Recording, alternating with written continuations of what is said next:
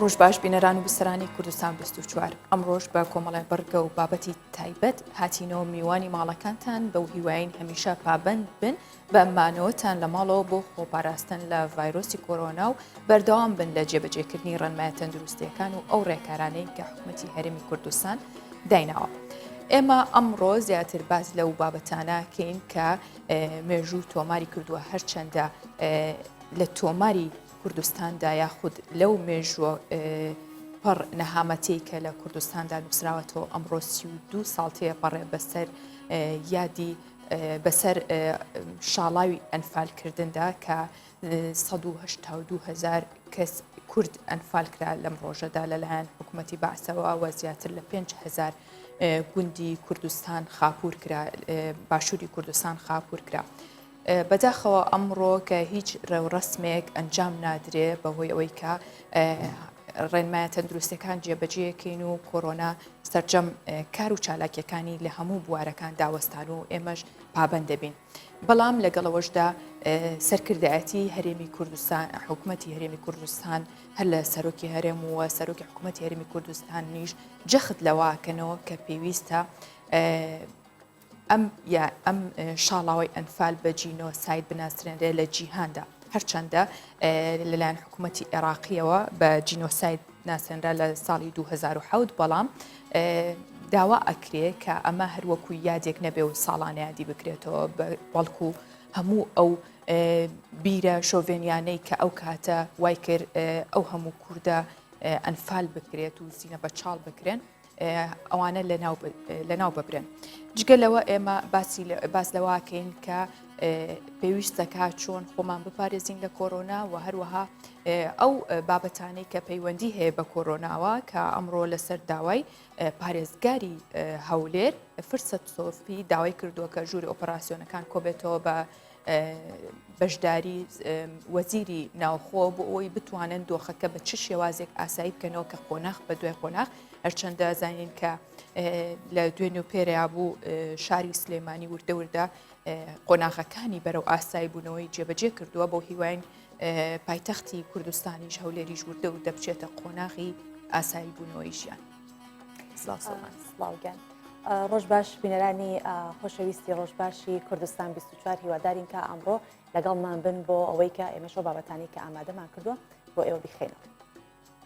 فەرموو کورتێک لە هەواڵەکرا.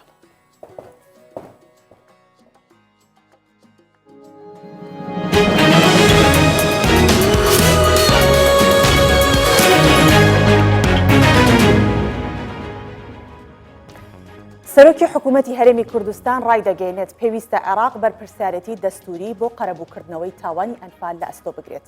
مەسرور بارزانی سەرۆکی حکوومەتی هەرێمی کوردستان بە بۆنەی 32مین ساڵیادی شاڵاوەکانی جێنۆسایدی ئەنفال پەیامێکی بڵاو کردەوە ڕایگەاند کە پێویستە دەوڵەتی عێراق بەرپرسیارەتی دەستوری بۆ قەرەبووکردنەوەی ئەو تاوانە مەزنانە لە ئەستۆ بگرێت و دڵنیایی دووبارە نەبوونەوەشیان لە داهاتوودا بدات. ئاماژەی بۆش کردووە ئەنفال کە بە بەرچاوی جیهان ئەنجامدرا بەشێک بوو لە زنجیرەیەک شاڵاوی جینۆسایدکردن کە ئامانجلەی قەلاچۆکردنی ناسنامەی نەتەوەی کورد و گەلی کوردستان بوو. مەسرور بارزانی جەختیش دەکاتەوە کە حکوومەت کار بۆ بە نێودەوڵەتیکردنی دۆسەی ئەنفال دەکات.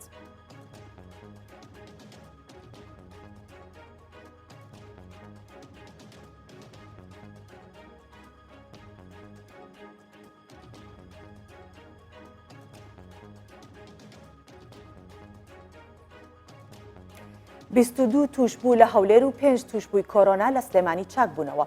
وەزارەتی تەندروستی حکوومەتی هەرێمی کوردستان ڕایگەاند کەسێکی دیکە لە پارێزگای سلێمانی تووشی ڤایرۆسی کۆرۆنا بوو کە پیاوێکی تەمەن 65 ساڵە. دانیشتووی قەزای دەربەری خانە و بەرکەوتوی توش بووی پێشوە.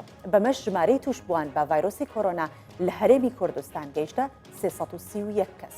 هاوکات سەباح هەورامی بەڕێوەبەری تەندروستی سلێمانی ڕایگەاند 5 توش بووی دیکەی ڤایرۆسی کۆرۆنا لە سلێمانی چاک بوونەوە ڕەوانەی ماڵەوە کراون و لەلایەکی دیکەوە بەڕێوەبەری تەندروستی هەولێر ڕایگەاند 22 توش بووی کۆرۆنا چاک بوونەوە و باری تەندروستیان جێگیرا و تا ئێستا 101 توش بووی کۆرۆنا لە سلێمانی چاک بوونەتەوە. پێشتریش دکتۆر دلۆڤان محەممەد بەڕێوەبەری گشتی تەندروستی هەولێر ڕایگەاند بوو 22 توش بووی ڤایرۆسی کۆرۆنا دوای وەرگرتنی چارەسەری پزیشکی بە تەواوی چاک بوونەتەوە و باری تەندروستیان تەواو جێگیر بۆتەوە و ڕەوانەی ماڵەوە کراونەتەوە. بەڕێوەبەری گشتینە تەندروستی هەولێر ڕاشی گەیاندووە کۆی گشتی چاکبووەکان گەیشتە 74 کەس.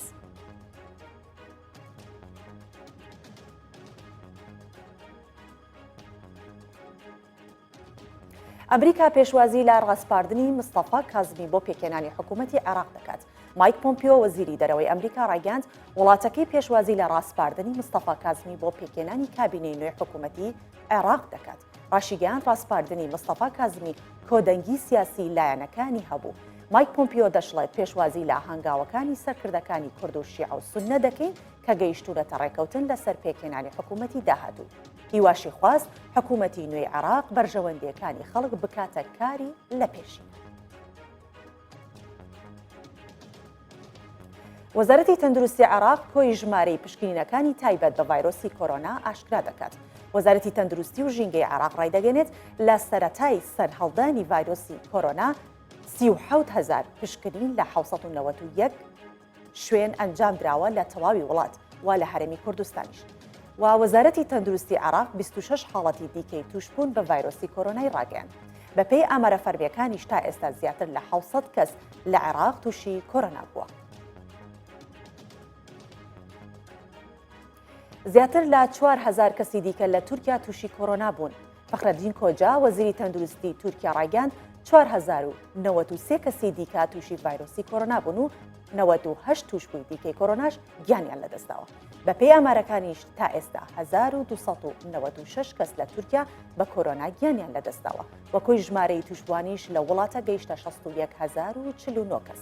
هاوکات سەرۆکۆماری تورکیاش ڕایگەاند هەفتەی داهاتوو هاتوچۆ لەسەر تاسەری وڵات قەدەغە دەکرێت.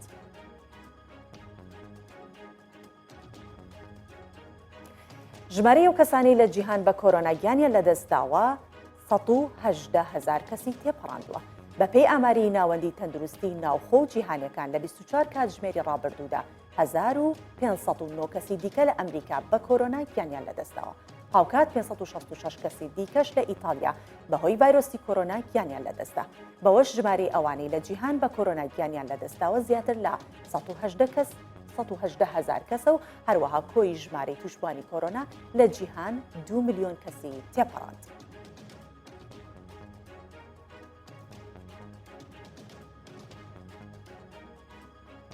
بە کۆتایی هێنان بە کورتەی هەواڵەکان دەچینە ناو ناوەڕۆکی پرۆگرامی ڕۆژ باشی کوردستان.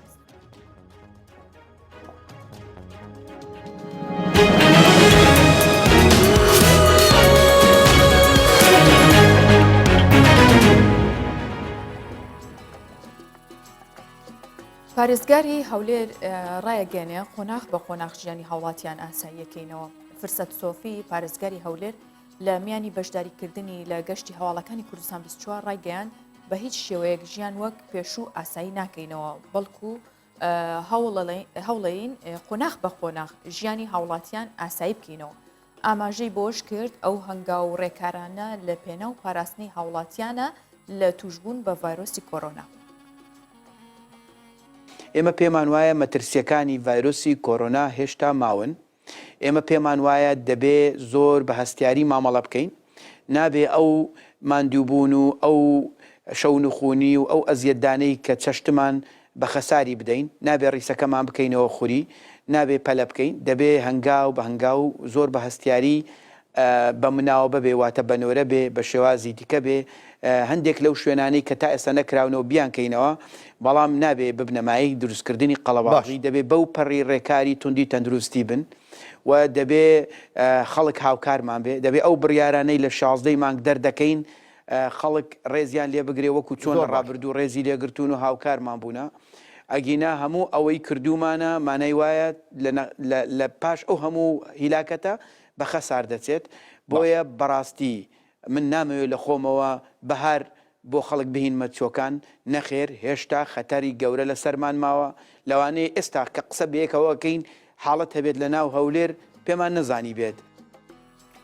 بەڵێ ئێستاش دەگەڕێنەوە بۆ ناو مێژوو، چونکە لە سەرەتاش باسمان کرد کە ئەمڕۆ 32 ساڵ بەسەر یادی شاڵاوی ئەنفالا تێ ئەپەڕێت. بۆیە بە بیرهێنانەوەی ئەو ڕۆژانەی کە لە 4 چ شتێک ڕوویاوە یەکێکی ترە لە بڕگەکانمان کە لە ڕۆژێکی وەکو ئەمڕۆدا لە 4 1970 ڕژێمی بەعەز شاڵاوی ئەنفالی دژی هەرێمی کوردستان ئەنجامدا و ئەمڕۆ 32 ساڵ لەسەر شاڵاوی ئەنفال تێدەپەڕێت.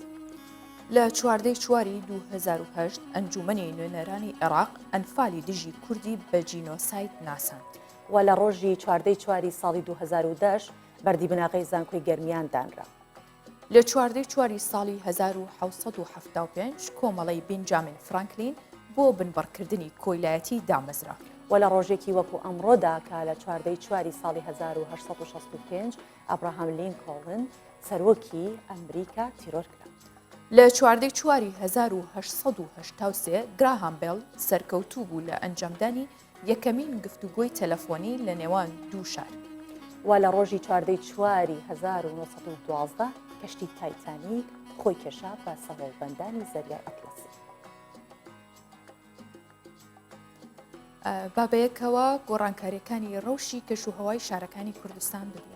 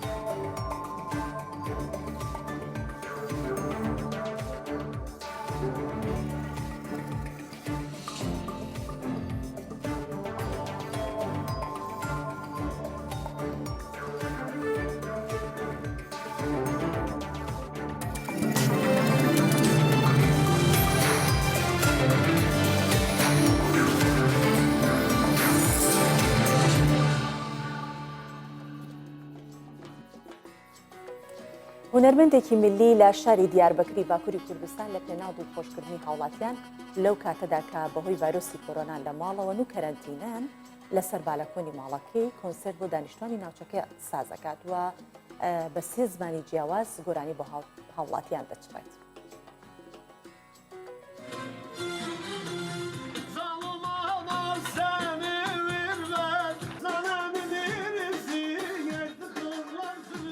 ئۆغر کێماش تەمەنی 42 ساڵە و هونەرمەندێکی میلی شارۆچکەی چەرمیکە لە شاری دیاربەکری باکووری کوردستان.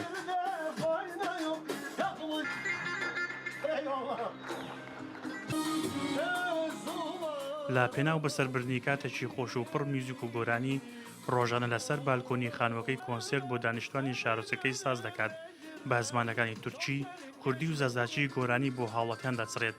ئەو هونەرمەندە میلیە دەڵێت وڵاتەکەمان و تەواوی جیهان بە قۆناغێکی سەختدا تێدەپەڕێت و پێویستە پابەندی ڕێنماییەکان بین.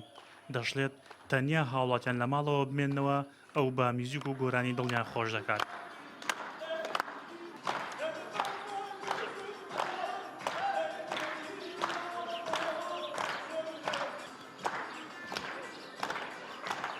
Malumunuz bu süreçte Allah-u Teala öyle bir hastalık musibet وڵاتەکەمان و جیهان بەرەنگاری ڤایرۆسی کۆرۆنا بووەتەوە.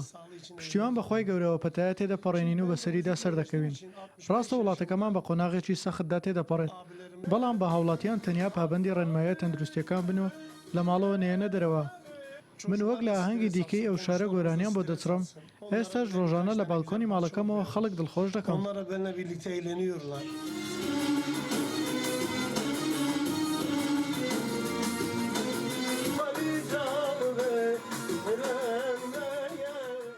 کاتێک ئۆغر کێماش هونەرمەندی میری لەسەر بالکۆنی ماڵەکەیەوە گۆرانی دەڵێت، تەنیا دراوسەکانی بەشداری وتنەوەی گۆرانیەکان ناکەن، بەڵکووە و پۆلیس و کارمەندانی هێزی ئەمنی کە چاودێری جێبەجێکردنی ڕێکارەکان و بڕیاری قەدەغەی هاتوچۆ دەکەن دڵخۆشی دەردەبڕن و گۆرانیەکان دەڵێنەوە. هاوکات هاوڵاتانی ناوچەکەش پێشوازی لەو هەنگاوی ئەو هونەرمەندە دەکەن و سوپاسی هێزە ئەمنیەکانیش دەکەن.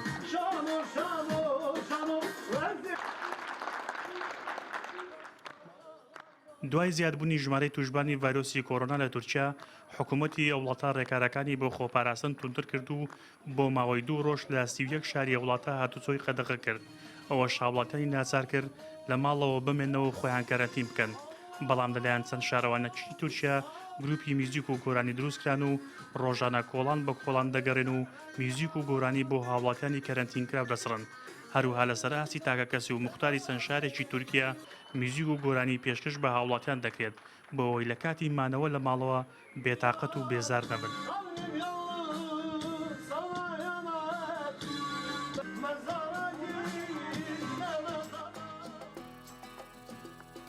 زیاتر لە 400 شۆفێری تاکسی لە ئێران تووشی کۆرۆنا بووە.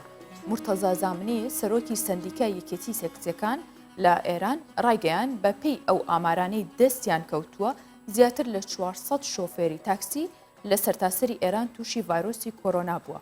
دەشڵێت تا ئێستا 22 شۆفێری تاکسی بە کۆرۆنا گیانیان لەدەستداوە کە 13 شۆفێریان لە تاران و 9 شۆفێریش لە شارەکانی دیکە بوون.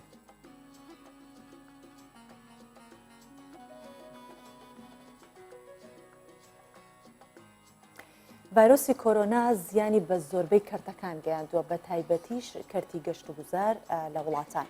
لە قرقیزستان کە بەهۆی ئەو ڤایرۆسەوە باخی بەردین چۆڵ بۆ و هیچ گەشتیارێکی بۆ ناچێت. باخی بەردین یەکێکە لە شوێنەوەرەکانی ئەو وڵاتە بە گوتەی بەڕێوەبەری مۆزەخانەکەش نزیکەی 30,000 ساڵ پێش ئێستا لە کاتی دروستبوونی لافا و بەردەکان لێرە بڵاوبوونەتەوە لە ڕابردوشدا لەلایەن خەڵکی ئەو ناوچەیە بە مەبەستی زانینی دیاردەکانی فەلەکناسی نەخشێنراوە. بە باغی بەردین ناوی دەبەن.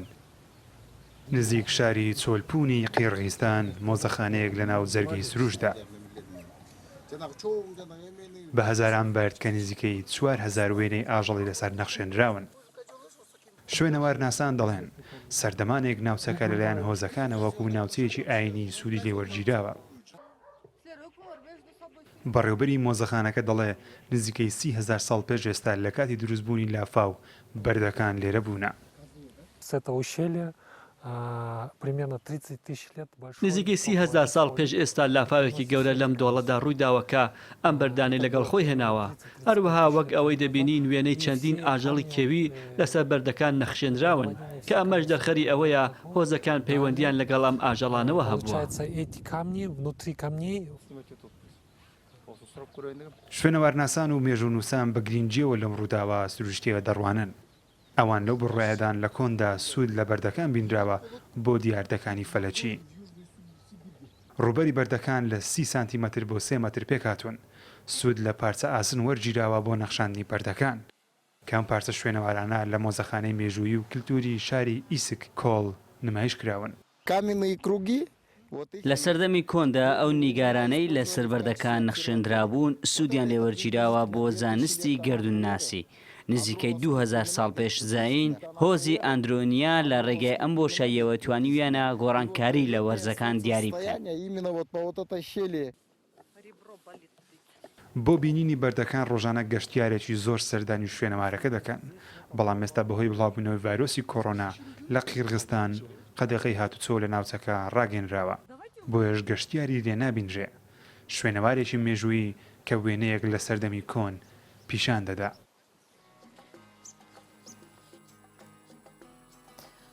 حکوومەت هێرەمی کوردستان لەگەڵ بڵاوبوونەوەی ڤایرۆسی کۆرۆنا ڕێکارەکانی خۆپاراستنی لەو ڤایرۆسە تومتر کرد.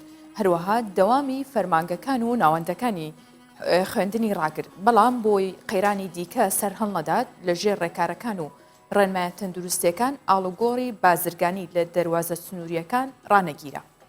و ڕۆژانش لە ژێر چاودێری تیبە پزیشکیەکان دەیان کاڵا و کەلوپەل هاوردەی هەرێمی کوردستان دەکرێت و بەردەوامە. و لەلایەن بەرپرسانی حکوومەتی هەرێمی کوردستان دڵنیایی لەبارەی بوونی خۆراک، کاڵای پێویست، ئەوە هەموو ئەو شتانی کە لە کۆگاکان دەبێت دابنرێت هەن. و بۆیمش بۆ قسەکردن لەسەر ئەو بابەتە و ئەو تەوەرە میوانداری شێخ عەتا محەممەدمان کردووە کە سەرۆکی لقی سلێمانی یەکێتی هاوردە و هەناردەکردنی سلێمانیە کە ڕاستەوخۆ لە سلێمانیەوە لە ستودیەکانمان لەگەڵمان دەبێت. شێخ عەتا ڕۆژت باش. ڕۆژ باش، سپاسدانەکەم. دەژی سپاس.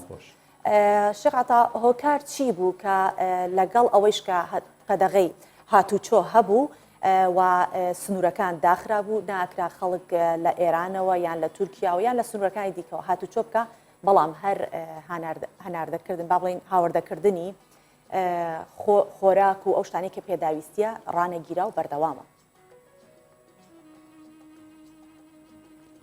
ڕاستیدا ئەوە کارێکی زۆر زەروری بوو کە ئەو کاوانەی کە زەرور بوو بۆ ناو هەرێمی کوردستان بێتە هەرێمی کوردستان، بۆیە ڕێگان نەژیرا لە مەسلەی خواردەمەنی، پێداویستی پزیشکی و هەروەها پاکەرەوە و ئەمانە وای کرد کە نەیەڵێ هیچ ئەزمەیە لە هەرێمی کوردستانە دروست ببێت و لەگەڵ ئەوەشدا مەخازینەکانی خۆمان بەڕاستی کاڕایەکی زۆری تیا بوو و تا ئێستا شتایەتی و یەک مشکیلە نییە لە مەسلەی خواردەمەنی و پێداویستی پزیشکی و لەگەڵ پاکەرەوە لە هەرێمی کوردستان و لە سلێمانیش بەگشت بە تایبەتی. بەڵێ کاک شێخ عەتا پێمان بڵێ ئایا ئەو خۆراکانەی کە ڕێیان لێ نەگیرا و بەردەوام هاتە ناو کوردستانەوە بە تایبەت ناو هەرێمی کوردستانەوە چی بوون زۆرتر؟ بەڵێ لە ڕاستیدا گومرجی عامە قەرارێکی دەرکرد ئەو لە قەرارەکەدا تەحدیدی سێ کاڵای زەڕوری کرد کە ئەبێ ئەوانە بە هیچ جۆرێ لە سنوورەکان نەوەستێنەوە پێش هەموو ئەو کاڵانەی کە دێنە هەرێمی کوردستانە هەر کاتی ئەوانە هاتن ئەبێ داخڵ بن لەوانە خواردەمەنی بە هەموو جۆرەکانیەوانێ و هەروەها پاکەرەوە بە هەموو جۆرەکانەوە و هەروەها پێداویستی پزیشکی ئەویش بە هەموو جۆرەکانەوە ئەمانە بە هیچ جۆرێ ڕێگان لێ نەگیراوە و داخلی هەرێمی کوردستان بوون و دەرگا کراوەیە بۆ ئەمانە و ئەو بڕیارە کە لە گومرگەوە دەرچوو بۆ باشماخ بۆ پەروێزخان بۆ حاجی ئۆمەران بۆ ئیبراهیم خەلیل بۆ ئەمانە هەموو نێرا و ئەوانش هەموو ئەو قەراریان تەنفیز کرد و ئەمەش بووە سەبەبی ئەوەی کە بە هیچ جۆرێک کاڵە کەموکوڕی نەبێ ئەو پێداویستیانە کەموکوڕی نەبێت لە ناو هەرێمی کوردستاندا. بەڵێ شێخ عەتا وەزارەتی بازرگانی باس لەوە ئەکات کە دۆخی بازرگانی چۆتە حاڵەتی ئاسایی بوونەوەی چی کردکەوە ئەو دۆخە بەرەو ئاسایی بوون بچێت؟ لە ڕاستیدا ئەمە سەبەبەکەی ئەو بوو کە کاڵایەکی زۆر لە هەرێمی کوردستانە هەیە لە مەخازنەکانە هەیە و هەروەها ئەوەندەی کە ئێمە زانین خەڵکی ئێمە بەگشتی هەمووی کاڵای بەشی سێ چوارمان کڕیوە بۆ لە ماڵەکەی خۆیان دایناوە ئەمە ژوای کردووە کە ئێستا مارکێتەکان سۆپەرمارکێتەکان ئەو دەزەخومەی لەسەر نەماوە یعنی چۆڵ بووە تەنها ئەوەی کە ڕۆژانە پێویستە سەوزە و میوە و بەعزێ ئەم شتانەیە ئەینا مەسەلەی خواردەمەنی زوربەی ئەتوانم بڵێم لە 180 بۆنەوەی خەڵک احتیاطاتی خۆی بۆ چەندمانیە کردووە لەبەر ئەوە ئەتر ئەو گاڵایی کە دێت لە مەخازنەکانە داندێەوە ڕۆژانش تەوزیعەکە بەسەر مارکێتەکانە بەڵام ئەو تەزەخومەی لەسەر نەماوە و ئەمڕۆ وەزعەکە تەبیعیە و هەموو شتێک زۆرە لەناو بازارەکانە و لەناو سۆپەرمارکێتەکانە. بەڵێ وەکو باستان کرد کە بەردەوام کەلوپەل و کاڵا و خۆراک هاتۆتە ناو هەرێمی کوردستان ئێستش بە هەمان شێوەیە ینی هەموو ئەو پێداویستیانە ڕۆژانە ئەگاتە ناو هەرێمی کوردستان یاخود کەمتریان زیاترە مەبەستمەوەی ئایا بەشی پێداویستی ناوخۆ کات ئەوەی کە یەت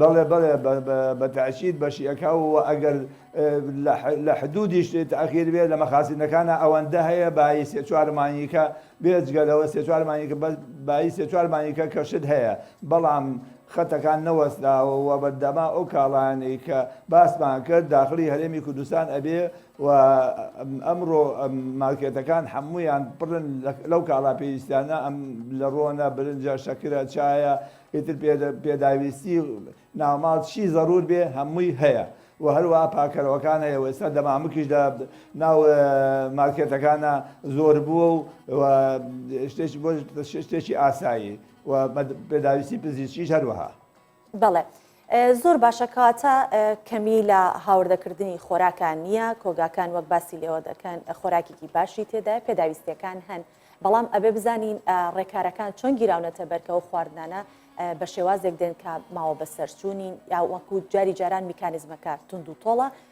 ئەگەر بکرێ ئەو باسیەوە مامکان ڕێکارەکانی پاراستن لە ڤایرۆسی کۆرۆنا ڕێنمایە تەندروستەکان چۆن جێبەجێ ئەکرێت بەڵێ ڕاستیدا ئەو کاڵانەی کە داخلی هەرێمی کوردستان ئەبێ هەمووی ئەمە فەحز ئەکرێەوە دوای ئەوەی کە ینی نوزەکی لێوە لەگرێ و ئەنەرێ بۆ فەحز ئەم کاڵایە کە دێ داخلی مەخازنە بێ و لە مەخزانەکانە قفڵ ئەدرێ بەکار نایە هەتاکو نەتیجەی فەحسەکەی دەرەچێوکەی نەتیجەی فەحسەکە دەرچوو ئەوە کە سالم بوو ئەوە ئەو وەختە تەوزیع ئەکرێ بەڵام ئەگەر هات و هەر ئیشکالێکی هەبێ ئەوە بەڕاستی نایەوەن داخل بێ و هێڵنەوانێ و تەلەفیەکەن و ئێمە هەمیشە وەکو یەکێتی هاودەوناندکارانی هەرێمی کوردستان ئاگاداری بازرگانەکان هاودەکارانمان کردووە کە ئەو کاڵانەی داخلی هەرێمی کوردستانە بێ و ئەیهێنن با کاڵایەک بێ کە کوالیتەکەی بەرز بێت و هەروەک ئەکسپایرەکەی ینی نزیک نەبێت لە بەسەرچوونەوە بۆیە ینی ئێمە ئاگاداریانەکەین چونکە تووشی زەرە دەبن ئەگەر هاتوو لەبەر ئەوە کۆنتترۆلی جۆری بەڕاستی لەسەر ئەو شتە زۆر ینی هەوڵ دەدا کە داخلی هەرێمی کوردستان نەبێ کاڵای خراپ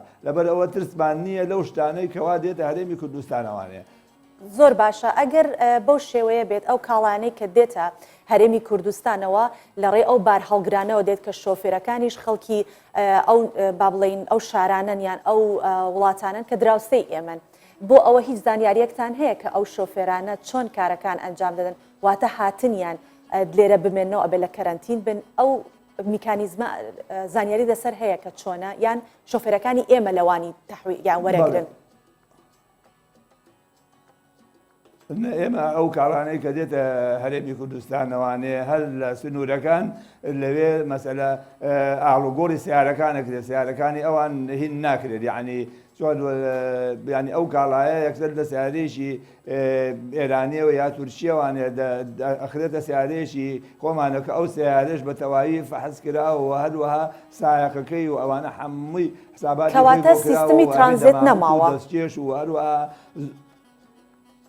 جان کەواتە سیستمی ترانزیت نەماوە کە بمێننەوە و دواتر بێنێ ئەم دیەوە نە ترانزیت نەماوە ئێستا ترانزیت بەڕاستی ئەوە نییە کە یعنی هەموو کاڵەکان هەمووی لە سنوور ئاڵوگۆڕەکرێت و ئەمەش تا ئێستا هیچ کێشەیەکی دروست نەکردووە بەڵێ وەزیری بازرگانی ئاماژە بەوە کەت کاڵێ ئەوەندە کاڵا و پێداویستی ڕۆژانی هاوڵاتیان زۆرە کە لە هەندێک شوێن کێشەی کۆگامان هەیە باشە لەگەڵ ئەوەی کە بەڕێزیشتان ئاماژەتان پێکرد ئەم هەموو پێداویستی و کاڵایە هەیە بەشی پێویستەکە و بەزیاشەوە بەڵام لەگەڵەوەی ئەزانین و هاوڵاتیانیش نیگەرانی ئەویان لا دروست بۆ کە ئەو کەلوپەلانەی بەتایبەت خۆراکە ڕۆژانە پێویستیانە لە هەندێک شار نرخەکانیان زۆر زیادی کردووە ئەمە پەیوەندی بە ئەو نرخەوەی کە نرخ چۆتە سەر یاخود گران بۆ لە گومرگەکان هۆکاریش چییە ئەم زیادبوونی نرخە ئەمە پەیوەندی بە بازاڕەوە هەیە چه هۆکارێکی هەیە؟ خۆی لە ڕاستیە چاودێری بازرگانی بە تەواوی یعنی ڕقابێ خۆ دەسەر ئەو شتانەی کە داخل ئەبێ لە 48 ساعاتەکە کەوا ینی ئەو بەتەواوی منعتەجەول بۆ ڕێگاوان نەبوو تۆزێک شتەکان نەهات لەبەر ئەوە هەندێک لە مارکێتەکان بەرزیاکرد ئەوە نییە کە بڵێ زۆر بەرزکرابێتەوانێ زۆر احتیادی بۆتەوە ئێستا و بەردەوام چاودێری بازرگانی ڕقیبە بەسەر ئەو سۆپەرمارکێت و دوکانار و ئەوانەی کەوە پێداویستی ئەفرۆشن و هەر کەسێک مخالفە بکە هەر کەسێک تەجاوز بکە لە سعری خۆی ئەوە ئیجراعاتی خۆی لەگەڵا ئەکرێەوە هەموو ئەو مارکێت و شتانە سعری کاڵاکانیان نووسیوە و خەڵک بە ژێرەی ئەو سعرەی کە نووسراوە کاڵاکە دەکڕێ کەواتە ئەنێ ڕێگای پێدراوە کە مەسەلە ئەو کاڵایە بەو سعرە بفرۆشێ لەبەر ئەو شتێک نییە کە زۆرین بێت نا لەو 48 ساعاتە تۆزێک ینی شتەکان سعری بەرزبووە بەڵام ئێستا احتیادی بۆ تەوانێ و بەو دەرەجەیە نییە کە بە خەڵک پێی بێتاقەت بێ و بێزار بێ. باشە با ئەوە بزانین ئێمە باس لەوە ئەکەین کە چەندێک کاڵە هاوردەی هەرێمی کوردستانەکرێت لەو کاتەوە تاوەکو ئێستا ئایا ئێمەش کاڵا یاخود ئەو پێداویستیانەی کە دراوسەکانمان وڵاتانی دراوسە پێویستی پێێتی لە ئێمە هەناردە ئەکرێت لە هەرێمی کوردستان و هیچ شتێک هەناردە ئەکرێت یا تەنها بەس هاوردە ئەکرێت بەنسبەت ئێمەوان ئێستا بەس هاوردەیە مەسەلەی هەناردەمان نییە مەجارەکەش ئەوە نییە کە مەسەلە ئاڕوگۆڕی بازرگانی بکرێەوە ئێمە شتێکی ئەو تۆمان نییە کە بتوانین ئێمە بینێری دەرەوە ئێستا پێویستمان بەوەیە ئێمە مشوری خۆمان مشوری هەرێمی کوردستان بخۆین ئەوی کە پێویستە خەڵک مەسەلە پەچی نەکەوێ خەڵک ئەو پێداویستانەی کە هەیە هەمووی بە ئاسانی دەسی بکەوێت لەبەر ئەوە ئێستا ئێمە کاتی ئەوەمان نییە کە شت بنێرینە دەرەوە هەم مەسلەی ڕێگابانەکە تۆزێک زەحمەتە و هەم کاڵایکی ئەو تۆشمان نییە کە هێنیکەین ئێستا عملێک دروست بووە هاولێر کە دەمامک دروست دەکە ئەڵێ من توانای ئەوم هەیە بینێرمە دەریشەوە ئەگەر هات و ئەو کاتە ئەو وڵاتانی دەوروبەرمان پێویستی پێی بوو ڕەنگە لەو دەمامکە کە زیاد بێ لە هەرێمی کوردستان هەنادەی دەرەوە بکرێ. بەڵێ وا بڕیار بوو کە مریشک ڕەوانەی خواروی عێراق بکرێ ئایا ئەو بڕیارە چۆن جێبەجێکرێ بەنیازن ئەوە بکەن بینێرن یاخود جارێ هەروەستا و کاتێک ئەو یعنی ئەو پێداویست یاخود ئەو مریشکە ڕەوانەی خواروی عێراقەکرێ ئەو کاتێکە بێ مەسەلە ئێستا مریشێکی زۆر لە هەرێمی کوردستانە هەیە ئەبێ موافقەتەکە حکوومەتی عێراقیش موافقەت بکە ئەو مریشکانە بچێتە ناوەڕاست و خواروی عێراقی عنی ئەبێ بە ئیتیفاقی هەردوو لابێ هەم بە ئیتیفاقی هەرێمی کوردستان و هەروە بە ئیتیفاقی حکوومەتی عێراقی بێ چونکە ئەگەر تۆ ئێستا بتەوێ بینێریت و ئەگەر حکوومەت رازی نەبێ ئەو وەختە ئەیژێڕێتەوە ئەبێ بەزەرەر بۆ خاوەن دەوازینەکان لەبەر ئەوە ئەبێ ئیتفاقێکی تەواو هەبێ لە بینی هەرێمی کوردستان و ناوەڕاست و خواروی عێراق ئەو کاتە ئەو مریشکانە ئەتوانرێتەوە بدێتە دەرەوەی هەرێمی کوردستان بۆ ناوەڕاست و خواروی عێراق. زۆر سپاس شێخ عەتا محەممەد کە بەڕێوبەری لقی سلێمانی بۆ هاوردە و هەناردەکردن لەگەڵمانە بوویت زۆر سپاس دەکەین کە میوانداری ئەمەت قبول کرد لە ستودیۆکانمان لە سلێمانی. سپاس. سپاس بۆ جەنابتان و دەستان خۆش بێت و سەرکەوتۆ بوون ئینشەڵڵا. بەڵێ سەرۆکی ئۆگەندا یۆرۆ مۆسۆڤینی تەمەنی 75 ساڵە بە مەبەستی بەرزکردنەوەی ورەی خەڵکی وڵاتەکەی لە ئۆفیسی خۆی لە کۆشکی سەرۆکایەتی وەرزشەکات و بە چواردەوری ژوورەکە ڕاکات سیشناو ئەنجامەیە و هەفتەی ڕابردوو مۆسۆڤین بڕیاری قەدەغەکردنی وەرزشی لە پارک و شەقامەکانی ئۆگەندا دەرکرد هەر بۆیە لە ڕێگەی ئەم ڤیددیۆیەوە بە خەڵکی وڵاتەکەی ئەڵێت لە ماڵەوە بمێنەوە و وەرزشەکان لە ماڵەوە ئەنجام بن.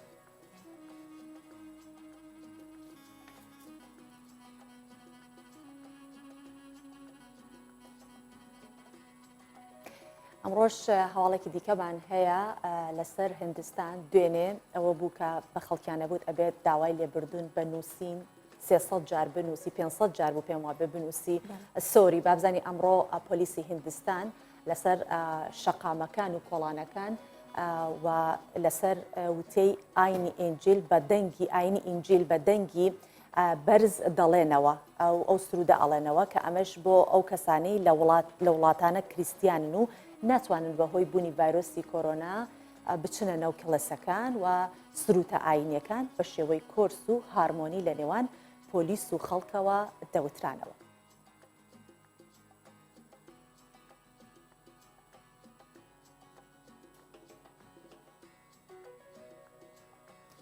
بەڵێ سۆڤان پۆلیسی هندستان هەر لە سەرەتای ئەم بڵاوبوونەوەی ڤایرۆسی کۆرۆنا لە وڵاتەکەیان زۆر ڕێکاریان گرتە بەر و هاوکار بوون لەگەڵ هاوڵاتیان لەگەڵ هەموو چین و توێژەکانی ناو هندستانیش ئەوە تا ئەمڕۆ بۆ دڵڕاگرتنی کریسیانەکان سروتە ئاینیەکان ئەڵێنەوە و جگەلەوە چۆن هاوکاری گەشتیارە یاخود هەتا جگەلەوەی کە هاوکاری ینی گەشتیاریانیانە کرد لەگەڵەوەشدا غرامەشیانەکردن وەکو تۆ باسی کرد کە ئەگەر بێنە ئەو شوێنانە ئەوە ئەبێ 500 جار وشەی سۆری بنووسنەوە ئەمە تەواو هەماهەنگیەکە بۆ گرتنەبەری ئەو ڕێکارانە و ڕێنمایە تەندروستیەکان. ژمارەیەک هونەرمەند لە بەریتانیا پارچە شوشە بەکار ئەو پارچە شوشانی کە بەکار هێنراوە لە ژێر گەرمێکی بەتین و زۆر پارچە گەرمێکە زۆر بەتینە پارچە شوشەکان جارێکی دیکە وەک بە دیزاینەرێکی جوان و سەرنجڕاکێش سوودیان لێوەرگرتووە ئەو هونەرمەندانە بە سەلیقە و سەلاری خۆیان نەخش و نیگاری جوان لەسەر شوشەکانە نەخشێنن ئەو کەلوپەل و شوشانە خواستێکی زۆری لەسەرە و بە تایبەت خانمان وەک جوانکاری لەسەر مێز و سوچی ماڵەکانیان دایدەنێن و گرنگی پێدەدەن. گەرمیەکە زێدە دەبێژ بۆی دروستکردناوی شوشەیە. لەوێ ستودیۆیە دروستکردنا جامان لە لەندنێ بە ناوە لەندن گلاس بلۆینگ ئەو نەتەنە پیشەیەکە لێ بەلێ هونەرە کوخەوە کە پێشەنگێن هونەرە شوشەیان بناو دەکەن. پارچەیەن جام لەڤر نەتەنێ بێ مەبەستا بەکارانی نەتەنە دروستکردن لێ بێ مەبەستا کۆمکردنێ وەکە هەر پارچەیەکی هونەری. بەتە کۆشینەکە دۆردرێژ کرد و نیشان بدن و جامژی پارچەکە هونەریە و تێن کۆمکردن ئەڤ نە ئەرزانن نەها باوەرم و خەڵک ژی دزانە ئەڤ جۆرەکە ژی هونەریە. هونەرمەند ئانکو پفتانکەرێ شوشە لە گۆردلێ خۆ بێ جامێ کۆنترۆل دکە. پفتدە مەزن و بچووک دکە و خەت و ڕەنگێن دەهێزرا خۆدا لەسەر دروست دکە. لێ ئەفکار نەهەسانە زەحمەتیە وێژی نەتەنێ دکارێ دەبەرگەرمێ دەیە لێ بێشیانە کۆنترۆلکردنا شوشەیان.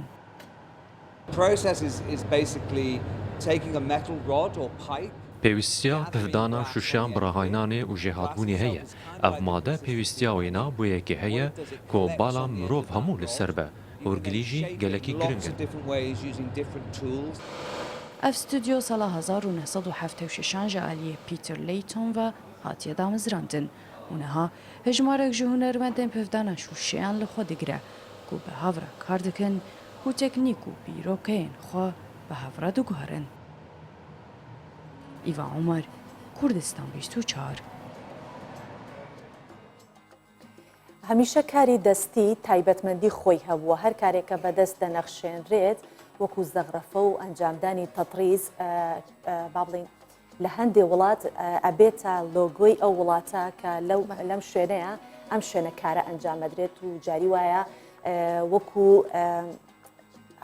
وەکو بازرگانیەک چاوی لێ ئەکرێت چونکە ئەوەندە تایبەتە پێیان و ئەوەندە بە جوانی ئەو کارە ئەنجام دەدەن و دێڕازێننەوە و لە وڵاتی رووسیاش بە هەمان شێوە دانان و نەخشاندنی زر لەسەر جلوبەرگەکان لە رووسیا مێژوێکی زۆر کۆنی هەیە و تا ئێستاش بەردەوامە و لە یەکێک لە شارەکانی رووسیا جلوبەرگی سەربازی و هەروەها جانتا بۆ شێوەیە دروست دەکرێت کە لەسەری نەخش دروست ئەکرێت لەسەر ئەو جانتا یاخود ئەو جلوبەرگە بەتابێت جلوبەرگە سەربازەکان کە تەژوێک لە رووسیا شاری تەژوێک لە رووسیا بە نەخشاندنی زێر لەسەر جلوبەرگی سەربازی و جانتای خانمان ئەو پیشەیان لەلای خۆیان پەرە پێیاوە و لەلایەن ئارەزوومەندانی ئەو کاڵایش لە بازاڕەکانی رووسیا پێشوازیکی گەرمی لێ ئەکرێت.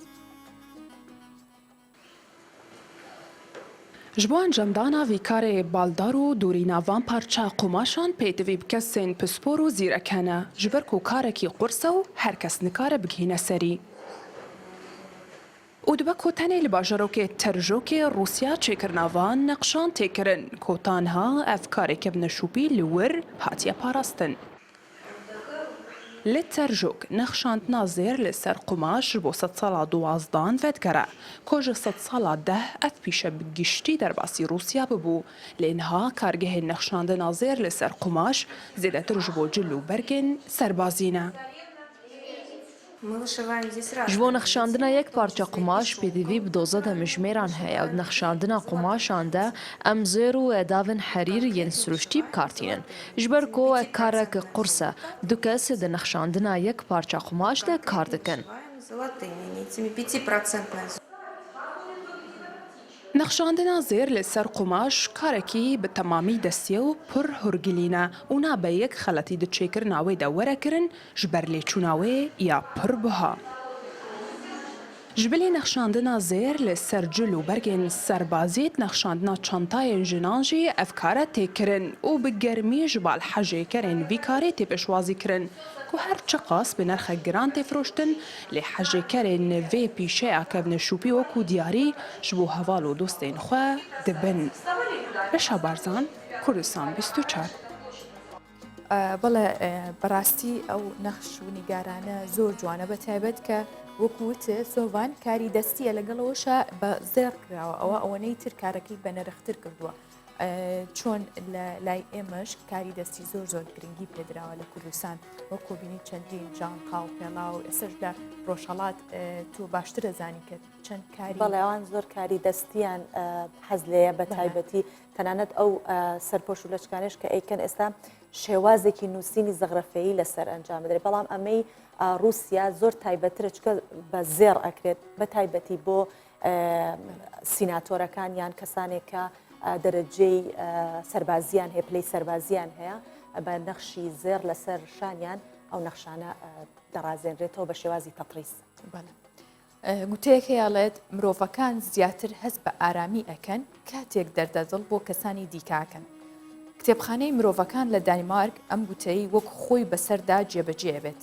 لەم کتێبخانەیە سەردانکەران لە جیاتی خوێندنەوە و وەرگرتنی کتێب بۆ 30 خولەک گفتوگۆ لەگەڵ ئەندامانی ئەو کتێبخانەیە دەکەن بۆی کێشەکانیان چارەسەر بکەن. سەردانی کارانی ئەم کتێبخانەیە لە هەموو چین و توێژەکانی کۆمەڵگەن. کتێبخانەکە بە جۆرێک پەرەی سندووە ئێستا 85 وڵاتی جیهان لە 85 وڵاتی جیهان کراوەتەوە. کتێبخانەی مرۆڤەکان لە دانیمارک جیاواز لە هەر کتێبخانەیەکی دیکە.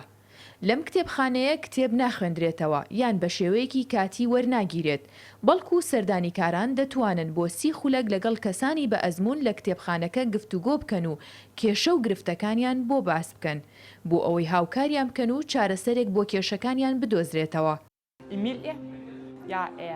لێرە وەڵامی ئەو پرسیارانە دەدەمەوە کە خەڵک ناتوان بیکەن و ترسیان لێ هەیە. نەخۆشەکان کاتێک سەردانی ئێرە دەکەن دەترسێن. بەڵام چۆن دەبێت بەهایەکی بەرزی ژیانیان بۆ بدۆزیەوە؟ بەشێک لەو کەسانەی پێشتر لەناو کۆمەلگە ڕوبەڕووی کێشە و تانە و توانج بوونەتەوە ئێستا لە کتێبخانەی مرۆڤەکان لە دانیمارک بوونەتە مامۆستا و بە شێوەیەکی خۆبەخش گفتوگۆ لەگەڵ ئەو کەسانە دەکەن کە ڕوبەڕووی مەترسیە گیان کێشەیەک بوونەتەوە بەپێی ئەزمموی خۆیان هاوکاریان دەکەن. خەڵکی باچاوێکی سەیر لە خاوەن پێداویستە تایبەتەکان دەڕوانن وەکەوەی خاوەن پێداویستی تایبەت هیچ سوودێکی بۆ کۆمەڵگان نییە. زۆر جار کەسی خاوەن پێداویستی تایبەت ڕوبەڕووی توانزی خەڵک دەبێتەوە. لێرەوا لە خەڵک دەکەین بە چاوێکی دیکەوە بە شێوەی پۆزەتیڤ سەیری ئەو توێژە بکەن و باچرای ڕووناکیشیانیان بزانن. سەردانیکارانی ئەم کتێبخانەیە لە هەموو چین و توێژەکانی ناو کۆمەڵگە پێکهاتوون بە جۆرێک ئەوانەی بێماڵ و جێگەن یان ئەوانەی نەخۆشی درێژخایەنی وەک شێرپەنجە ئایدزیان هەیە و ئەوانەی خاوەن پێداویستی تایبەتن و هاوڕەگەزبازن جگە لەوەش بەشێک لەو منداڵانەی کێشەیان لە خوێندن هەیە و لەلایەن هاوڕەکانیان ڕوبەڕووی گاڵتەپێکردن دەبنەوە. هاوکات هەر کەسێک کێشەی دەرونی هەبێت دەتوانێت سەردانی کتێبخانەکە بکات و ڕێگەچارێک بۆ کێشەکانی بدۆزێتەوە.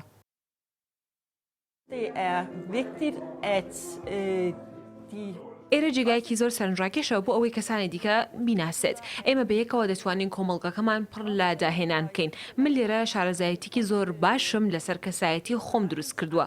من لێرە شارەزایەتێکی زۆر باشم لەسەر کەسایەتی خۆمم دەستکەوتووە. لێرە فێر بووم چۆن سەرنجی خەڵک لەسەر خۆم پۆزتیڤ بکەم.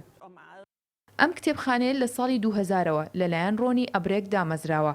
لەم کتێبخانەیە لە جیاتی ئەوەی کتێب بخوێنیتەوە یان بە شێوەیەکی کاتی وەری بگریت دەتوانیت بۆ 30 خولەک لەگەڵ کەسێک گفتوگۆ بکەیت و هاوکاریت بکات. بیرۆکەی ئەم کتێبخانەیە بە شێوەیەک گەشەی کردووە ئێستا لە 85 وڵاتی جیهان کراوەتەوە. لە دوای سەرهەڵدانی ڤایرۆسی کۆرۆنا کە زۆربەی وڵاتانی جیهانی گرتەوە یەکێک لەو ڕێکخراوانەی کە خەمی منداڵانێتی و بە بەردەوام و خوێندنیش بەمان شێوە پرۆسی خوێندن ڕێکخراوی یونیسێفە کە لێرەشا دەڵێت ڤایرۆسی کۆرۆنا بۆتە مەترسیەکی گەورە لەسەر منداڵانی هەژار. کریستیان شنایدەر بەڕێوەبەری جێبەجێکاری ڕێکخراوی یونیسێف ڕایگەاندووە ڤایرۆسی کۆرۆنا بۆتە مەترسیەکی گەورە لەسەر منداڵانی وڵاتی هەژارەکان کە ڕەنگە کارەساتێکی مرۆیی ڕوبەڕووی ملیۆنان منداڵ لە جیهان ببێتەوە. بەڵام دەکرێت بە هەماهەنگی وڵاتان لە ڕووی تەندروستیەوە ژیانی ملیۆنان منداڵ ڕزگار بکرێت و لە مەترسی کۆرۆنا دوور بخرێنەوە. هەروها بەڕێوەبەری جێبەجێکاری یونیسێف هۆشداری لەبارەی بڵاوبوونەوەی کۆرۆنا لە ناو کەمپی ئاوارە و پەنابەران لە وڵاتانی هەژار دەدات بە تایبەت لە وڵاتی عێراق و سووریا یۆنان ئاماژە بەوەش دەکات بە ملیۆنان منداڵ بەدەست نەبوونی خۆراکی پێویست دەناڵێن و ئەوەش بۆتە هۆی لاوازی جەستە و کەمبوونەوەی بەرگری لەش.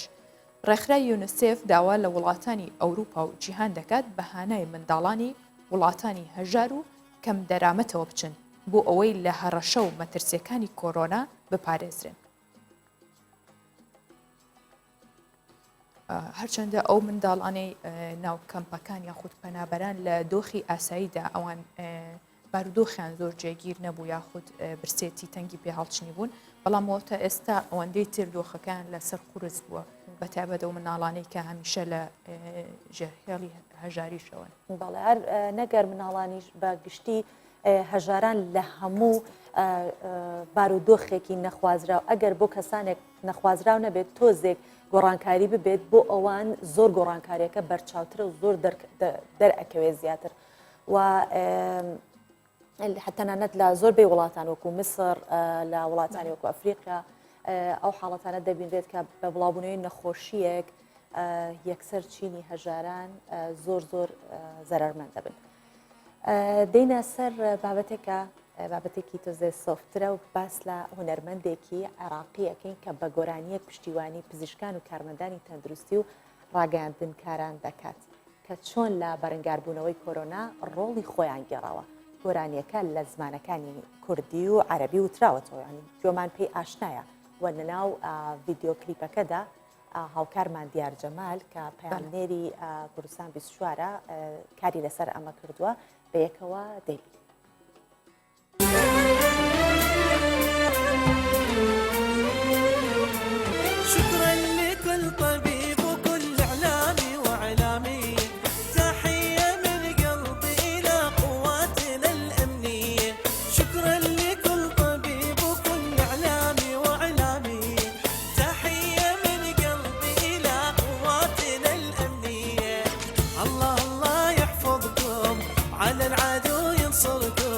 صعبة ترى شدتكم انتو للوطن حمية كلنا وياكم احنا عديها للمحنة الوطن يجمعنا بالروح وبالرية سوباسي هركسيدك ببنديرين مايا دكتور واساي شراكا يندن فيك ويا خوايا بتن فرزي همو ببنايا كريزي لما لوادر مجوبة سركة والبيكوا